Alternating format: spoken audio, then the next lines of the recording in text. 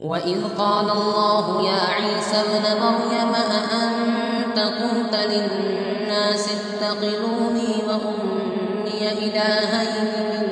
دون الله قال سبحانك ما يكون لي أن أقول ما ليس لي بحق إن كنت قلته فقد علمته تعلم ما في نفسي ولا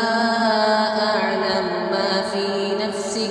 إنك أنت علام الغيوب ما قلت لهم إلا ما أمرتني به أن اعبدوا الله ربي وربكم وكنت عليهم شهيدا ما دمت فيهم فلما توفيتني كنت أنت الرقيب عليهم وأنت على كل شيء شهيد إن تعذبهم فإنهم عبادك وإن تغفر لهم فإنك أنت